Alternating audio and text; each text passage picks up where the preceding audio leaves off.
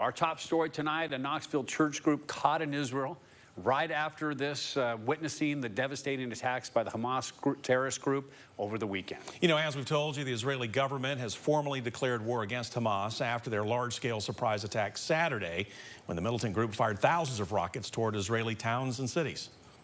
Now, at least 900 are dead in Israel, and in response, Israeli airstrikes on Gaza have now killed at least 560 people. Thousands more are injured or have been taken hostage. Unfortunately, a group from First Baptist Church of Knoxville was in Tel Aviv when the fighting broke out. WATE's Molly O'Brien spoke with the senior pastor about the terrifying experience.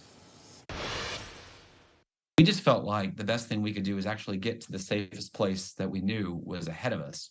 Brent McDougal, senior pastor with the First Baptist Church of Knoxville, has been in Israel since Friday. Saturday around 7:30, we heard a siren go off, and then we heard a very loud explosion. It was a missile that had hit just a few miles from our hotel. And then, like the rest of the world, we began to learn about the attack that had happened from Hamas on Israel in several parts of the country. McDougal, along with his group, learned there were safe rooms on each floor of the hotel they were staying in. There's always this kind of heightened sense of the possibility of violence. So there's always a plan.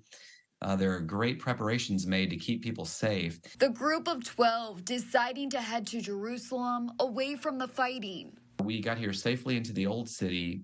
There are several religious sites that are here that are very important to both Muslims, Jewish people, and Christians. So it's very unlikely that this particular area of Israel would be hit. With the fighting continuing to escalate, McDougal describing the pilgrimage as heartbreaking. We know how much violence is happening all around us, and we're heartbroken by the suffering that is happening on both sides of the conflict. So it's a very strange experience so far. As the future looks unsure, McDougal tells us the group will continue to monitor the situation. Came in through Ben Gurion Airport. We can no longer go out. It's the main international airport in Israel. It's the only place we could leave from to go back home to the United States, and there are no American airlines flying right now in and out. So we are exploring alternate travel plans that would probably mean crossing a border into another country, catching a flight back home from somewhere else. In Knoxville, Molly O'Brien, WATE 6 on your side.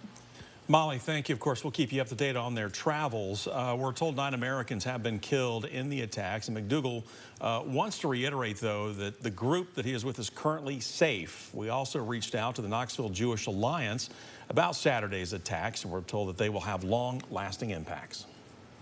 This was an egregious, unfathomable, and horrific terrorist attack.